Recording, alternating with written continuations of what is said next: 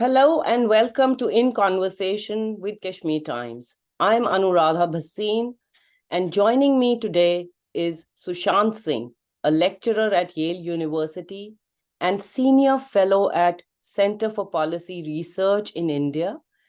He is the former deputy editor of the Indian Express, and he has served in the Indian Army for 2 decades. Thank you for joining us, Sushant. Thank you so much, Anuradha. Thank you for having me. Now, the US has recently presented a charge sheet in the attempt to assassinate an American Sikh leader. And it is believed, though the charge sheet does not mention the name, it is believed that he is Gurpatwant Singh Pannu. And the charge sheet says that has charged an Indian national, Nikhil Gupta, with the murder for hire in connection with this plot. The charge sheet also alleges that Gupta was acting under the orders of an Indian government employee with responsibilities in the security management and the intelligence, and that he had previously served in the India's Central Reserve Police Force. And it is being suggested that the assassination plan was orchestrated from within India itself. Now, how serious and grave are these charges? So these are extremely grave and serious charges. Nothing of this nature has earlier been, has earlier ever come out. What we have seen earlier are some allegations coming from Pakistan, some dossiers coming from Pakistan. And we also saw the statement by Canadian Prime Minister Justin Trudeau. But for the US Department of Justice to file an indictment, which is essentially a charge sheet, naming an Indian person who's in their custody, and also naming an Indian official or saying that an Indian official was involved in it, and this was an official Indian plot. And this is clearly a multi-agency operation. The FBI is involved in it because Nikhil Gupta, whom you spoke about, is now in Czechoslovakia, and the FBI had gotten custody of him. There's of course technical intelligence involved because the United States agencies which were involved were monitoring private messages exchanged between Indian officials and Indian persons while they were still in India. So this is a very, very serious thing. And also, we should not forget that the conviction rate for Department of Justice is somewhere in the range of 99.6%. So if the Department of Justice files something, be rest assured that that's going to be proven in a court of law. And more worryingly, we really do not know what more information various other government agencies in the United States, including the Department of Justice, have, which they have not used in the case so far, because it may not be relevant to it, but could be used diplomatically or in some other case. So it's a very significant case. It's a very important case. It has far-reaching consequences diplomatically. It has far-reaching consequences in terms of intelligence sharing. It has far-reaching consequences in terms of the reputation of Indian state as it exists. There will be some price to pay for what has been alleged by the US government so far. Yeah, we'll come to that later. But looking at the as you mentioned, that there were allegations leveled also by Canada, and this was related to the killing of the Canadian Sikh separatist leader Hardeep Singh Nijjar on June 18. The charge sheet also shows there is a link between the two cases. It mentions that after Nijjar's killing, Nikhil Gupta told the hitman, who was actually an undercover of the US, that there is no need to wait and that it's now a priority. He also says that the goal was to kill 4 people in US and Canada by the end of June. And it is also mentioned somewhere that Nikhil Gupta says, oh, there will be more jobs, bigger jobs, 2 to 3 every month. So do we see a pattern here? And is it just a pattern or signs of a coordinated campaign? So if we believe that the Department of Justice indictment is true, then we would have to accept that there is a coordinated plan being run centrally by someone who is targeting, various Khalistan leaders or Sikh separatist leaders in North America, both in Canada and the United States of America. and using certain criminal gangs to target them, to eliminate them, and kill them. But as I'll say, this is a big if we believe that the indictment or the charge sheet that has been filed by the US Department of Justice, if that is true, then that clearly, as you said, could be the case. And could it be a case of, the Indian officials being involved at a big level? If so, how high up does this chain of command go? Or could it be a case of some rogue elements within the Indian intelligence and security grid? What are the possibilities like? So I think both the possibilities exist, and the Indian government of India has promised a high-level inquiry, and I think only a high-level inquiry can bring out what kind of who gave these orders, and whether these orders were given by an official, rogue official within the system, a rogue official who was outside the system, somebody who was misusing their powers, or was it a legal order passed through the chain of command. All this can only come out in a high level inquiry. But I doubt that such an inquiry, even if it is conducted, would be made public, whether by the Indian government or by the United States government. So it is highly unlikely that we will ever come to know the truth about whether it was done by a rogue agent or it was done officially through the political channels, as such a case would have been. But I doubt we would ever come to know who did it. All the possibilities clearly exist. It'd be very tough to rule out any possibility at this point of time. If it were a case of rogue elements, if you look at the charge sheet itself, and it mentions that serious cases of trafficking and drug smuggling were dropped against Gupta in May. And could this have been done without political clearance at the top level? Does it then suggest that it's really not a possibility of one rogue agent? There has to be somebody going rogue. I mean, the entire chain of command then does come under question. So two things, Anuradha. One is, it doesn't say that the cases that were written off by the Gujarat police were of drug trafficking and other criminal activity. It only says that there were some issues which had to be dealt by the Gujarat police, which were dealt there. Where Gupta refers to him, he himself talks about being a criminal and a drug trafficker. It's not the kind of cases that were removed. Secondly, just talking as a conjecture, as a possibility, it is highly possible that somebody senior up in the hierarchy goes rogue or believes that this needs to be done, and he would carry the authority within the system, whether it includes the state government, state police, or the central police, to be able to do that. We really don't know. If I'm just saying, hypothetically speaking, if we believe that somebody had gone rogue, it could be at a pretty senior level that somebody believes that it needs to be done, and everybody would then believe that these orders are coming from the absolute top or from the legal authority. Those kind of things can also happen. My only point is, we should not rule out any possibility, but if what the Department of Justice has put out is true, then clearly what you are hinting towards, that there could be there's a possibility that more than one people were involved, and clearly there were people who were involved, were highly empowered within the Indian system to pass those orders which were passed to the people.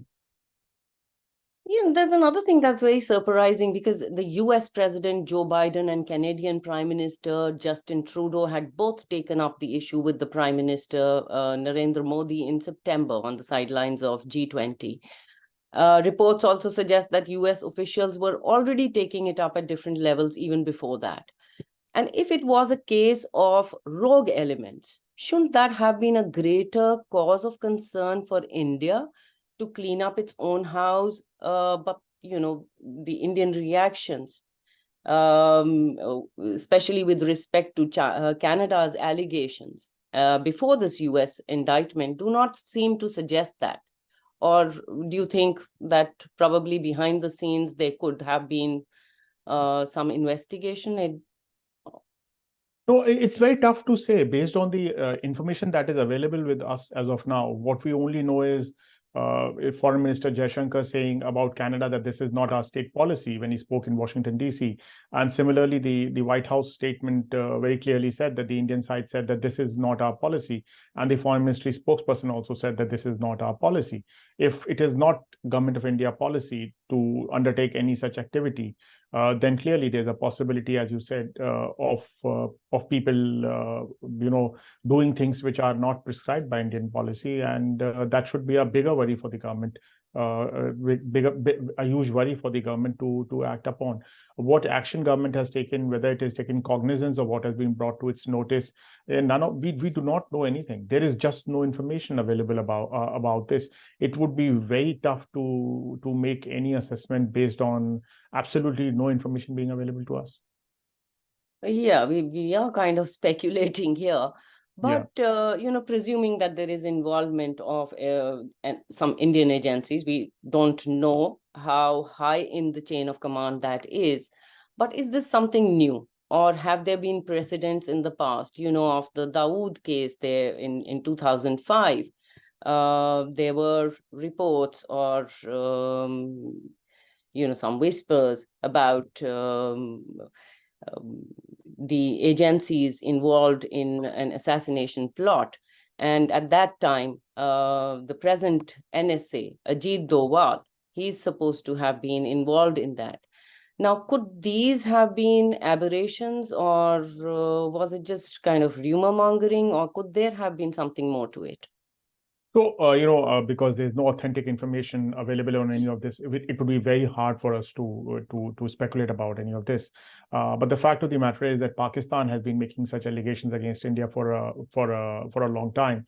I think Christopher Clary, who teaches at a university here, he has put out a list of the people who have been killed in Pakistan and are supposed to have been eliminated through some kind of concerted action. And most of them, I believe, were either Khalistan supporters or related to the Lashkar-e-Toiba or the Jamaat-ud-Dawa. So is there a precedent? Yes, there clearly seems to be a precedent. But is there a precedent for acting in a Western country like Canada? No. Is there a precedent for acting in a friendly country like the United States? No. At least I am not aware of, in my memory, of any case where, if true, Indian agents have operated or tried to target anyone or get anyone killed in a Western democracy. I can't think of any precedents there. What is also worrying is that in this case, or, whatever happened in or did not happen in the Dawood case, there is this whole suggestion that the mafia or the underworld or somebody who had cases against them were involved. In Dawood, it was Chota Rajan. And in this particular one, there is Nikhil Gupta, who has a criminal track record. So is that a real cause of concern? Because that does not appear to be the way that Indian agencies have functioned in the past. Two things. One is, I believe the Gujarat police has said that they could not find any criminal case against anybody by the name of Nikhil Gupta. So I really don't know whether there are criminal cases against him or not, number one. Number two, intelligence agencies operate in very weird way. As we know from the Cold War and even the post-Cold War eras, they do deal with nefarious elements, and to create plausible deniability, all kinds of people, all kinds of shady characters are used. Intelligence agencies do not operate in the open; they operate in the dark, and these are very discreetly. Very discreetly, and all kinds of nefarious people are used. The only thing is the 11th commandment, as they say, thou shalt not get caught. If you get caught, and if you cannot deny it, if you do not have a plausible denial available to you, then there is a problem. And I think that's what has happened in the case with respect to Nikhil Gupta and Pannu, that there doesn't seem to be a plausible deniability, and they seem to have been caught. The use of people, nefarious people, use of funny characters, use of characters with very shady backgrounds. I think that's what intelligence agencies globally do, and India cannot be an exception to that rule. Yeah, but looking at all these aspects of the charge sheet and how things are panning, how terrible is this for India's global image? Yeah, definitely. I completely agree with you. India's global standing, India's global image, as because India advocates a rules-based global order, particularly with respect to China. If you look at all the statements India and the United States have issued in the last decade, every single statement talks loudly about rules-based global order. If you believe in an order which is based on rules, then being caught trying to eliminate a citizen of a friendly foreign country in a friendly country does hurt your reputation as somebody who's following norms and rules globally. It also hurts the image in a second very odd way. It hurts the image of India having very competent and professional intelligence agencies or security forces. And as you earlier said, if these are rogue elements, it also raises questions about the kind of political leadership which is unable to control these elements, which are operating within its establishment. Fourthly, it also raises questions within your Western friends and other countries that is India a reliable partner? Is India someone they can trust? Is India a country which is not going to cross these red lines and do things that should not be done? And in particularly, you mentioned that this is the first time that it's happening in the Western countries. So how is it going to impact particularly the relations between US and India, and for both the US and India? These bilateral relationships are extremely important. So how is it going to impact the US-India relations in the short or the long term? So one thing is very clear that the interests of both the countries, the India and the United States, are converging on countering China, and I think that remains the dominant feature, dominant reason why the two countries are together. That strategic rationale for the two countries acting together to countering China's rise or to preventing or stalling China's hegemony in Asia and the Indo-Pacific continues to remain there. That reason is not going away. So the strategic rationale is very much there, and we should not think that this one incident is going to destroy that relationship. But what we are likely to see are more questions about India's agencies, more pressure on India to keep its agents in check, keep its operatives in check, and less trust, less reliability on the intelligence cooperation and security cooperation that we have been witnessing between India and the United States. There could be other diplomatic ways in which pressure could be put on India. For example, it has been reported that President Biden was supposed to be the chief guest for the next Republic Day, and the Quad Summit was scheduled for 27th of January. So, probably President Biden may not turn up for the Quad Summit for the Republic Day, and may say that he is busy with the State of the Union address, although it never stopped President Obama from coming or others from coming. But it is those kind of diplomatic signals that you can send. Also, it could put pressure within the U.S. Congress, members of the U.S. Congress, senatorial, foreign affairs committees, congressional foreign affairs committees. They could raise questions about India. They could, the kind of questions which Anuradha, if you remember, would regularly raise in the 1990s and the early 2000s about Indian policy in Kashmir. Where the U.S. Senate and the U.S. Congress would regularly raise those questions, and these were very uncomfortable questions. These were questions Indian officials did not like. Even more difficult questions, even more embarrassing questions could come out from the U.S. Congress and the U.S. Senate. We could also see reports in Western media, because New York Times has been regularly reporting on it, as have been other international publications. And once they get after a story, it is highly possible that more embarrassing details to India may come out, which may put greater pressure on the Biden administration or any other government that is there in the United States. So to sum it up, there would be impact of this incident, this episode, but would the impact derail the partnership completely or destroy or overcome the strategic rationale? No, I do not think that the strategic rationale or the the reason why the relationship is so strong, that reason is hard to wish away because of one single incident. Especially if, let's say the Indian government says that we are not going to repeat it, this is not going to be repeated, and we are going to take some action, whatever that action may be, if our people were involved, this could easily be water under the bridge, so to speak. Yeah, but that's looking at the India's response to Canada was anger and denial. India retaliated by suspending visas and forcing Canada to withdraw diplomats from New Delhi. But its response to the US is more subdued. And Indian government has ordered a high-level committee to look into all the relevant aspects of the matter, as it says.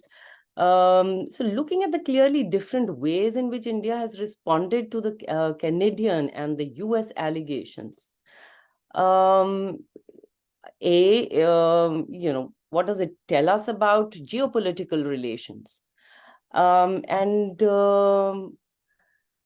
is this something to do with the evidence presented in both the cases, or the way the evidence was presented, or is it something to do with how India looks at US differently from Canada? So I think both the reasons are true to an extent, but I think the latter is more important, definitely. US is a much bigger power. India needs the United States as much as the United States needs India. Canada is a middling, weaker power compared to India. India can afford to be to be disdainful or to be disrespectful towards Justin Trudeau and his government. India cannot afford to try that with the Biden administration. That is definitely true.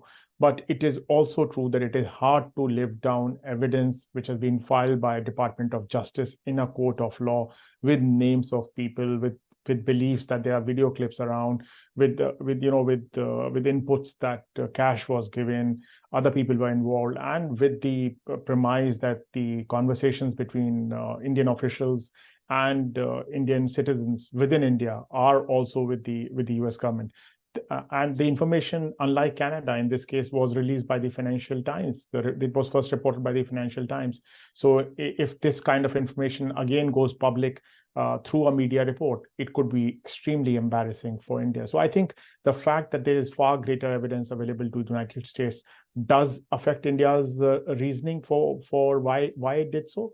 But the bigger reason, the more dominant reason, is the fact that the United States is a much bigger power, is the only superpower, in fact, and India needs the United States for its strategic reasons to counter China, and cannot afford to disrespect or lose the support of the United States in any way, which it can afford to do with Canada. Therefore, that's why the two differing responses.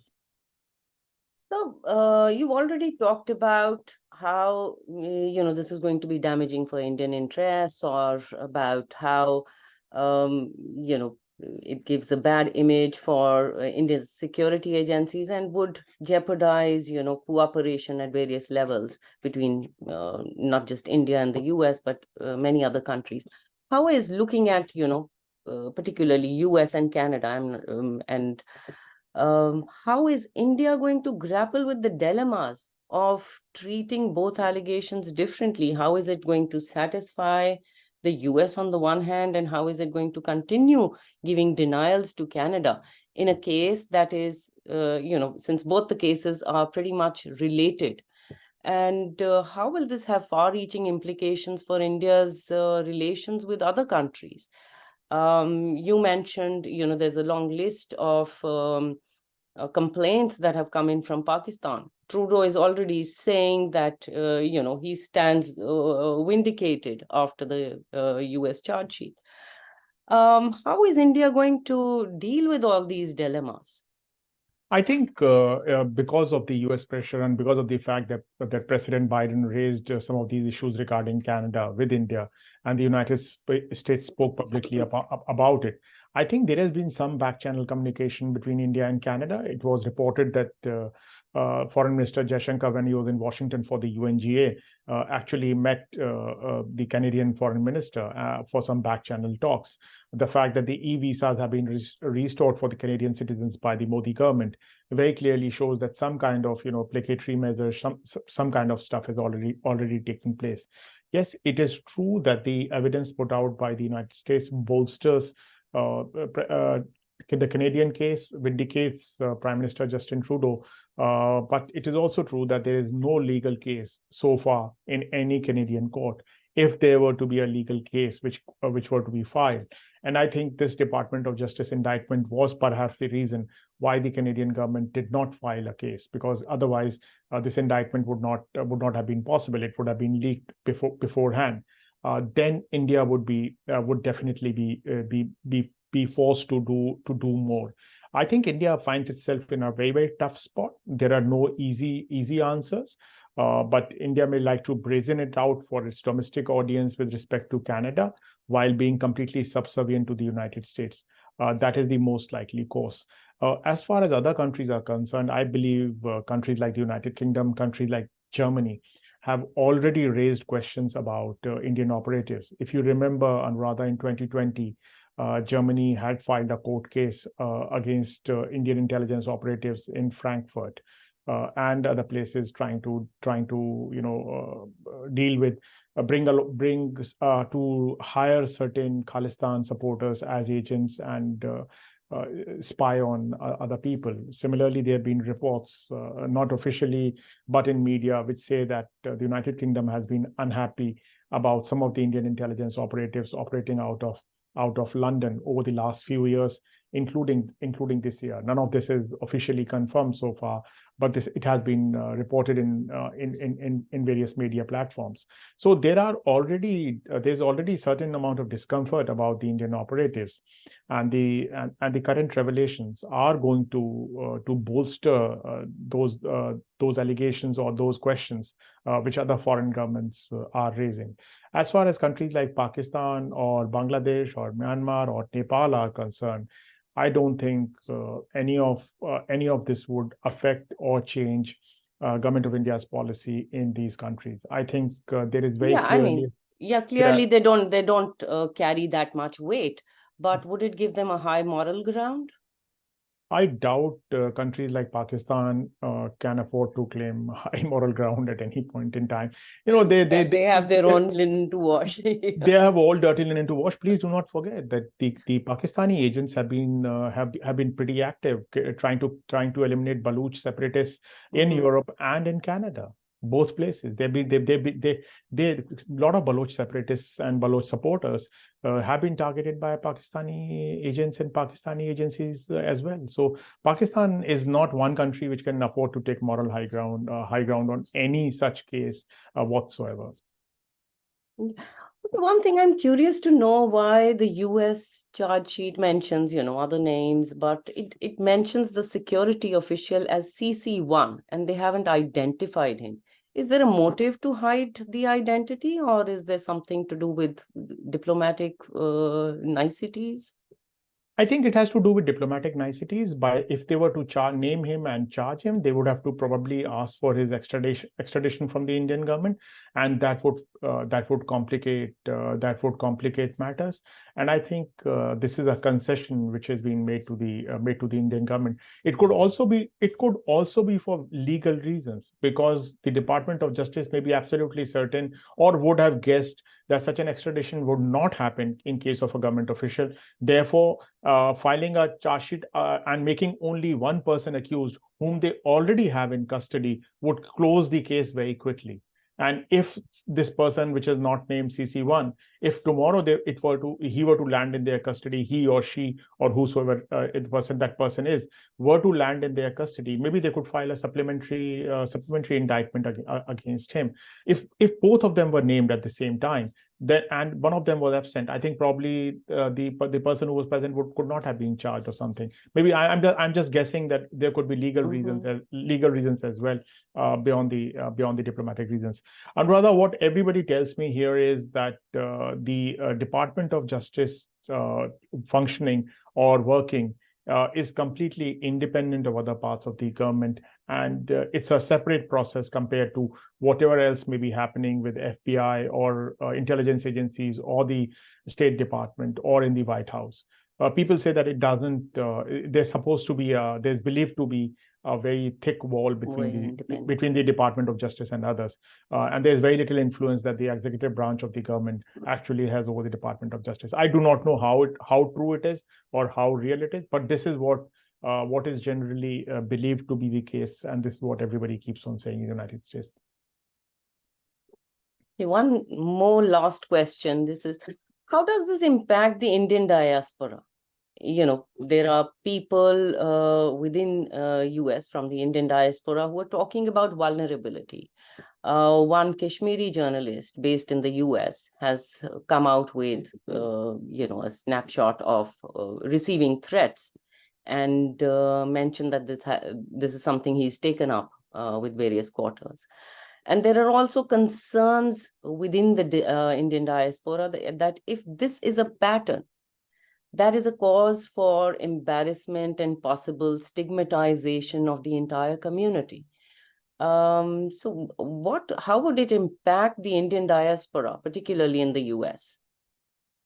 I think it would be for people who are opposed to the Indian government or the current Indian government or the current Indian dispensation, like you spoke of Kashmiri separatists, Khalistan supporters, or other people who have been who are seen to be not being friendly with this government. For them, it would be a sigh of relief. It would be a breath of fresh air, because it clearly puts the government of India in a spot, and government of India would not try any more stunts to target those people. If that does so, for them it would definitely be a matter of relief.